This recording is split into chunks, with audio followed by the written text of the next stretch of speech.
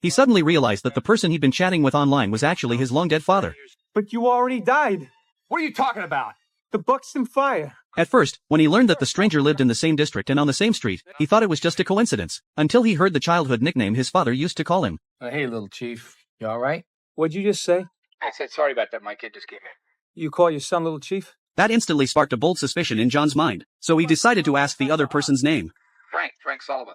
And it was his father's name. My name is John Francis Sullivan. I live at 343 42nd Avenue, where I lived my whole life. Bullshit. My father's name is Francis Patrick Sullivan. He was a firefighter. John's words clearly startled the man, and when he nervously dropped his cigarette onto the table, it completely confirmed John's suspicion.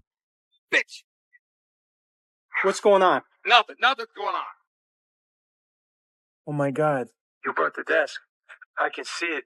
John suddenly remembered that his father, a firefighter, had died in a rescue mission 30 years ago. If he could somehow use this old radio to save his father back then, maybe their family could be reunited. The Buxton fire. Oh, yeah? And when did that happen? 30 years ago? October 12th, 1969. Tomorrow. You're telling me I'm gonna... Look, I ain't dying in no fire tomorrow or any other day. You got that? Listen, tomorrow hasn't happened. That's all right. It hasn't happened. It ain't gonna happen. No, you gotta It ain't listen to gonna me. happen. It was an abandoned warehouse. You went with your instincts. But if I'm you'd just warning gone you. the other way, listen to me. If you'd just gone the other way, you would have made it. Hello? Just then, the radio connection abruptly cut off. But that brief conversation had stirred something deep within both father and son. Sure enough, the next day the fire department received a call. The location was the very same abandoned warehouse John had mentioned the night before. We have a 3 and 2 response, ladder 9-3. Your first due, box 280, is reported to be an abandoned warehouse at the foot of Water Street 3rd.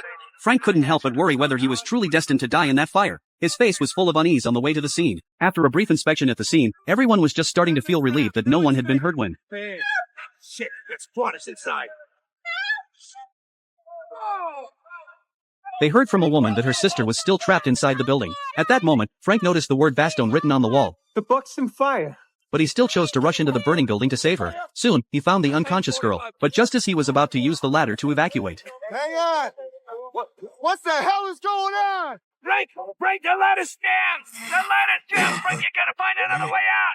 Forced to look for another way out. But just as he hesitated over which way to go, he suddenly remembered what John had said the night before. If you'd just gone the other way, you would have made it. He decided to take what any trained firefighter would call a dead end. Sure enough, at the end of that passage, he found a delivery chute. Holding the girl tightly, he slid down to safety. That day, the man who was supposed to die in the fire changed his fate. But that small twist of destiny would go on to trigger a chain of events spanning the next 30 years.